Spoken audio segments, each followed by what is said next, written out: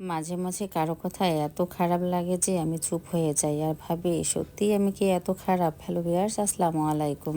তো আজকে ছোট ননদ চলে যাবে, তাই সকালবেলা উঠে এই তো ভাত বসিয়ে দিয়েছি আর এদিক দিয়ে মাছ রান্না করতেছি।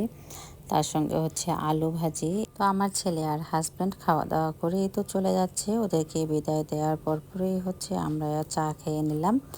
গতকালকে আবার গরুর বাছুর কিন্তু দুধ খেয়ে ফেলছে, দুধ দোয়াতে পারিনি, তো এই জন্য প্যাকেট দুধ কিনে নিয়ে এসে চা খাচ্ছি। সকালবেলায় দুধ চা না খেলে কেন জানি ভালোই লাগে না। অন্য সময় আবার সন্ধ্যার দিকে বলেন আমার রং চা খেতে ভালো লাগে, বাট সকালবেলা কিন্তু আমার দুধ চাটা লাগবেই লাগবে। তো চিড়া ভাজার মুড়ি একসঙ্গে মাখিয়ে নিয়েছি রান্নাঘরে বসে। আমি আমার ছোট ননদ এই তো খেয়ে নিলাম।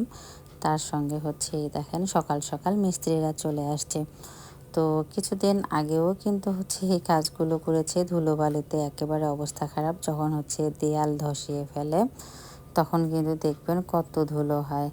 তো যাই হোক, কিছু করার নেই, এই সমস্যা এর আগেও আমরা পার করেছি, কিন্তু আজকে সব দিক থেকেই কাজ বাইরে ধানের কাজ, আবার বাড়ির ভিতরে এমন এলোমেলো দেখে মাথাটাই আমার তো নষ্ট হয়ে যাচ্ছে। দেখেন কি অবস্থা। আর এর মধ্যে আবার আমার ছোট ননদরা চলে গেল, ওদেরকে বিদায় দিয়ে দিলাম।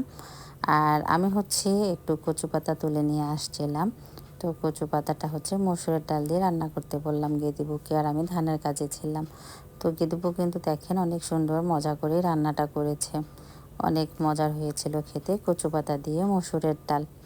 তো এই দিক দিয়ে তো ধানের কাছে কিন্তু সব সময় থাকতে হচ্ছে। আর ইদানিং কিন্তু গ্রামেও কাজের মানুষ খুঁজে পাওয়া যাচ্ছে না। কাজের মানুষের এত দাম বেড়ে গেছে কি আর বলবো। তো আমি নিজেই দেখেন কাজের মানুষ সেজে গেছি। সব সময় কাজের মহিলাদের উপর নির্ভর করলে হবে না, নিজেদেরকেও একটু করতে হবে, তাই না? তো আমি কিন্তু এই কাজগুলো এর আগে কখনো করিনি, আমার কোনো এক্সপিরিয়েন্সও নেই। তো আমি কিন্তু এখন নিজেই এগুলো করার চেষ্টা করি, যেহেতু একদিনের জন্য আমার এই সংসার না, ভবিষ্যতেও এই কাজগুলো আমার করতে হবে। আগে আমার শাশুড়ি আম্মা মানুষ নিয়ে নিজে এভাবে এগুলো কাজ গুছিয়ে নিত, আর এখন যেহেতু উনি অসুস্থ আমি গুছিয়ে নিচ্ছি। উনি অবশ্য আমাকে পাশে বসে থেকে শিখিয়ে দিচ্ছে। এরকম ভাগ্য কজন আর হয় বলেন তো, শাশুড়ি বউকে এভাবে কাজ বুঝিয়ে শিখিয়ে দেয়। তো এদিক দিয়ে বাচ্চাদেরকে বলেছিলাম ধান পাহারা দিতে, হাঁস মুরগি যেন না আসে। তো দেখেন ওরা বায়না ধরেছে চিপস খাবে ওখানে বসে বসে। তো আমার মেয়ে চিপস কিনে নিয়ে এসে বসে দেখেন কচু পাতার মধ্যে নিয়ে খাচ্ছে। আর পুরাতন ঘর ভেঙে মেরামত করা যে কতটা যন্ত্রণার, সেটা হাড়ে হাড়ে টের পাচ্ছি। যেই আপুরা হয়তো বা এই কাজগুলো করে নিয়েছেন তারাই বুঝবেন আমার কষ্টটা। তো সবগুলোতে গিয়ে দেখেন এত ঢাকনা দেওয়ার পরেও ধুলোবালু পড়েছে।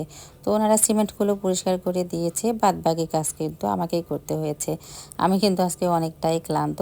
আর ধান তোলার মাঝখানে ওনাদের দাঁত মাজার কম্পিটিশন চলছে। আমি চাচ্ছি তাড়াতাড়ি কাজ গুছাইতে, আর ওরা দেখেন কি শুরু করে দিয়েছে। আজকের ভিডিওটা এই পর্যন্তই, কালকের নতুন ব্লগ নিয়ে আপনাদের সামনে হাজির হব। ততক্ষণ পর্যন্ত সঙ্গেই থাকবেন, ফলো দিয়ে পাশে থাকবেন। আল্লাহ।